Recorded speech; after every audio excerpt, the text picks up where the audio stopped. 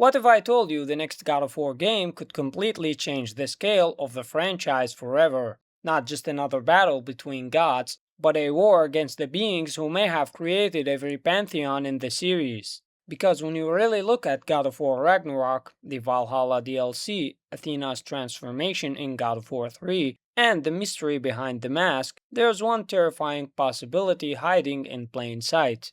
What if the Greek gods, the Norse gods, the Egyptian gods, and every other mythology in God of War are all connected by something far bigger? And what if Kratos is the only one capable of stopping it?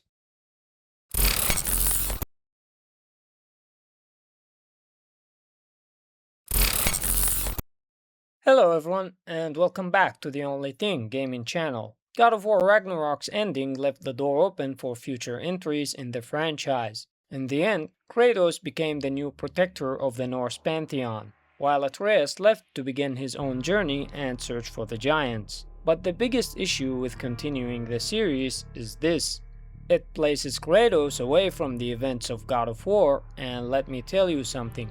Kratos is God of War. He is the heart of the franchise. A spin-off or DLC without him could work, sure, but for a mainline entry, I think most of you would agree that Kratos shouldn't just be the main playable character, he should also remain the center of the narrative, and today's theory does exactly that. We're going to talk about how God of War can move forward with Kratos as the protagonist, not a prequel and not Atreus' journey. First, let's establish the facts. The series can't simply return to the Greek or Norse pantheons forever because we've already explored those worlds extensively. There's only so much left to do there. But the God of War universe has already confirmed multiple pantheons through this shrine alone. We see the Norse in the center, the Greek in the top right corner, the Egyptian in the top left corner, the Japanese in the bottom left corner, and the Celtic in the bottom right corner. The series has also teased other mythologies through Tyr's temple, the weapons Tyr used in the Valhalla DLC, and several collectibles found throughout Ragnarok. So with all that in mind, let's get into the theory and see how everything could play out. After the events of Ragnarok, Kratos accepted his role as the new protector of the Norse Pantheon. That means he most likely won't go looking for war unless he absolutely has no choice. And the keyword here is protector. His new role forces him to act whenever something threatens his people, his son, or the balance of the world itself. And before we continue, I'm not just talking about Atreus here. I'm talking about every realm, every pantheon, and possibly all of creation. When we look back at God of War 3, we can clearly see that Athena changed after sacrificing herself to save Zeus. She became something different, a higher being. This was hinted at multiple times during the game.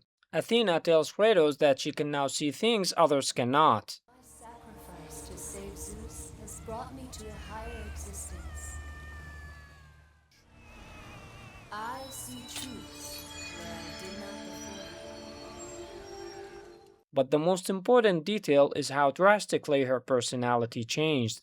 Before God of War 3, Athena genuinely cared about Kratos. She protected him when he was younger and often showed regret whenever the gods betrayed or manipulated him. It is not over, Athena. The gods will pay for this.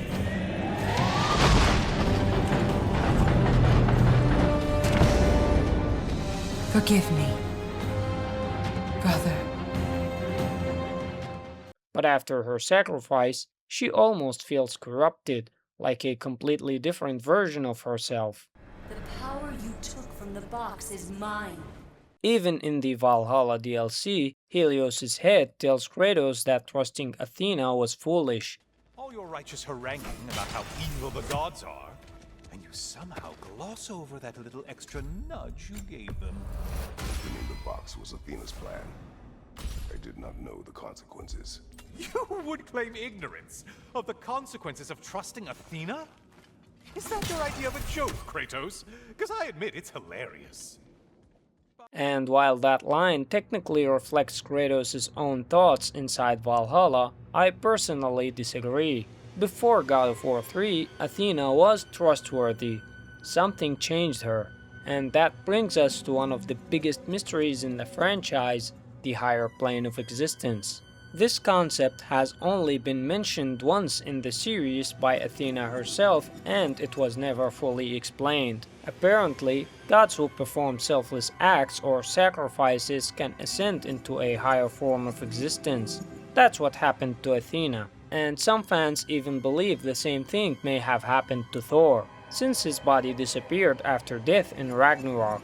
But we'll come back to Thor later. For now, let's focus on Athena's connection to the mask. Both share the same greenish visual theme, both seem connected to forbidden knowledge. The mask promised infinite knowledge, while Athena suddenly gained awareness beyond other gods. And most importantly, the mask contained symbols from multiple languages and pantheons. Even Tyr, or technically Odin pretending to be Tyr, pointed out that the mask clearly wasn't Norse in origin. This mask is no fraud. The giants didn't make it, and only a few of them ever glimpsed it in their visions. They never knew its origin, but some believed it was a way to gaze into the secrets of creation itself. Is it an oracle? Much, much more. So here's my theory. What if there is a higher pantheon above all the others? A group of ancient entities responsible for creating or controlling every mythology in the God of War universe. Greek, Norse, Egyptian, Celtic, Japanese, all of them. And what if these beings are trying to reshape creation itself, even if it means destroying entire worlds in the process? That would force Kratos to act, because no matter how much he changes, protecting people is now part of his nature. Because if Heimdall is a threat to my son, I must act. It is my... Your nature. It would also naturally place him back at the center of the story and allow the franchise to move into entirely new mythologies without feeling forced. Think about it. Kratos already ruined their plans once in Greece by refusing to give Athena the power of Pandora's box and stabbing himself with the blade of Olympus. Then he sabotaged them again in the Norse saga by destroying the mask, the same artifact Odin desperately needed. If these higher beings were influencing Greece and the Norse world, then chances are they're already moving inside the other pantheons too. Imagine God of War 6 beginning with Kratos receiving an unexpected visitor, Thor. At first, Kratos prepares to fight, but Thor warns him that something far worse is coming. A threat capable of destroying everything, his son, his people, his old home, and even his new one. That's what forces Kratos to leave the Norse world and enter new lands once again. And to make things even more interesting, maybe some gods in other pantheons are already under the control of these higher beings. This would take God of War to a completely new level. It becomes universal and something we haven't seen before. Imagine God of War becoming like Assassin's Creed, but with consistent quality. Santa Monica can even use the chance to plant more references and hints to start building this up from the upcoming trilogy remake. And because Kratos is a god, his age is never really a problem for the narrative. In fact, this direction could let the writers explore entirely new sides of his character. We've already seen the ruthless, vengeful Kratos. We've also seen the calm, wise, and restrained version of him. But what if future games forced him to become both at once? What if Kratos had to destroy an entire pantheon or even a whole world to save countless others? What happens when he is forced to be destructive, but for the right reasons? Personally, I'd love to see the series go in this direction. The games have already hinted at ideas like this, so it's not completely impossible, but definitely some adjustments need to be made. For example, Kratos' weapons are deeply tied to the story and his identity. Santa Monica can't just get rid of the Leviathan axe or the Blades of Chaos. My guess is that if this ever happens, the Draupnir spear would probably be the weapon left behind. But again, this is just a theory. At the end of the day, the real gods of the God of War universe are the writers at Santa Monica Studio. They decide where the franchise goes next, and whether Kratos or Atreus becomes the leading character moving forward. Still, it's always fun to discuss these possibilities and try to predict what's coming next for the series. So don't forget to hit that like button, subscribe to the channel, and leave your thoughts in the comments. Did you like this theory?